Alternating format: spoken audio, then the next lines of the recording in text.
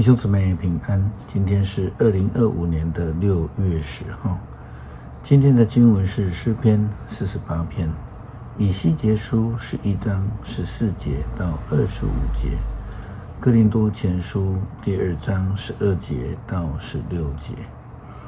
今天要跟大家分享的主题是上帝的灵。圣灵降临节之后，耶稣基督的门徒，他们的生命就完全的改变了。之前他们担心、害怕，到处躲藏，但是领受的圣灵的充满以后，他们就好像复活了，有了新生命。他们开始勇敢的见证复活的基督，让许多人接受耶稣基督成为基督徒，并且就开始建立了教会。他们的情形就如同以西结书11章14节到25节先知对以色列人所说的话。上主对我说话，他说：必朽的人啊，耶路撒冷的居民在谈论你和跟你一起流亡的以色列同胞。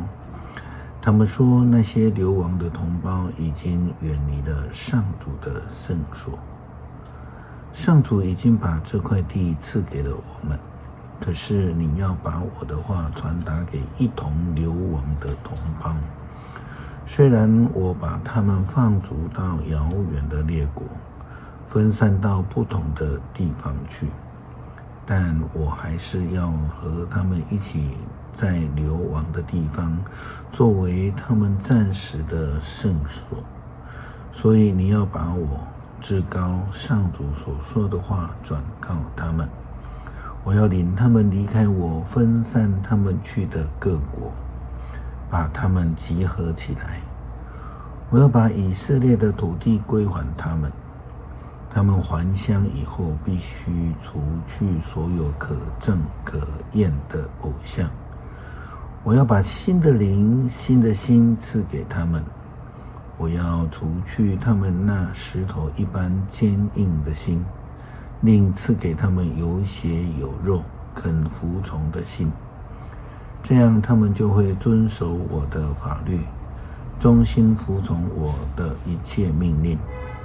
他们要做我的子民，我要做他们的上帝。至于那些喜欢拜可憎可厌的偶像的人，我要照他们的行为惩罚他们。至高的上主这样宣布了。基路伯起飞，轮子随着他们，以色列的上帝的荣耀在他们上面，上主的荣耀上升，离开了城，停在城东边的那座山上。在异象中，上帝的灵把我提起，带我到流亡在巴比伦的同胞那里，然后异象消失了。于是我把上帝指示我的一切的都告诉了流亡的同胞。领受的圣灵就必得着那新的生命，心灵呢就会被更新。圣灵的灵这个字在原文的意思是风、气以及灵的意思，但是在英文的 KJV 的翻译里面则翻成鬼魂 Ghost。 这个翻译的意思提醒了我们，基督徒应当要非常注意去审查自己，我们到底是被谁的灵所充满？是上帝的灵还是其他的灵？保罗写给哥林多教会的书信当中提到了这样的一个问题。哥林多前书第2章12节到16节，保罗这样说道：我们没有领受这世界的灵，而是领受了上帝所差来的圣灵，为要使我们能够知道上帝所给我们的一切恩赐。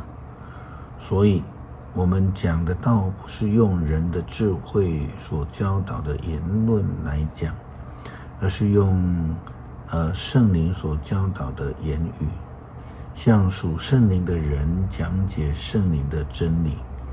但是那没有上帝的灵，不能够领受上帝的灵所给的恩赐。这样的人不能明白这些事，认为这是荒唐的，因为这些事的价值必须用属灵的眼光才能够领悟。属圣灵的人能判断万事的价值，可是没有人能够评论它。正如圣经所说，谁知道主的心？谁能够替他出主意？然而我们属圣灵的人是有基督的心的。圣灵的感动必须是被检视，必须小心的审慎，否则呢，就会如同耶稣基督医治赶鬼的那个对象，他的心仍然是空虚的心灵，最后呢，就有更多更厉害的鬼魂进入，生命的状况也就变得更糟糕了。诗篇48篇，在我们的上帝的城里，在他的圣山上，上主之大，应该大受颂赞。上帝的锡安山高耸壮丽，大君王的城使万民兴。上帝在城里的城堡堡垒中，他显示自己是安全的避难所。诸王结伙前来攻打锡安山，他们一看见这城就便惊慌失措，他们慌慌张张地逃跑，在那里被恐惧抓住，像临盆的妇人那么的难过，像被东风击破的大船。我们曾听见上帝的作为，如今在上主万军统帅我们上帝的城里，我们亲眼看见了，他要永远保守这城。上帝啊，在你的圣殿里，我们默念你永恒的爱。普世的人都颂赞你，你的名传遍天下，你用正义统治。愿锡安山欢喜，愿犹大的城邑快乐，因为你的审判公正。你们要绕着锡安山走，数一数它的城楼，你们要查看它的城墙堡垒，好向后代述说，这位上帝永永远远是我们的上帝，他世世代代要带领我们。恳求上帝所赐的圣灵充满我们，让我们有你的眼目，可以看见你所赐的异象，明白你的旨意，成为你的仆人，宣教的勇士。祷告奉主耶稣基督圣名求，阿们。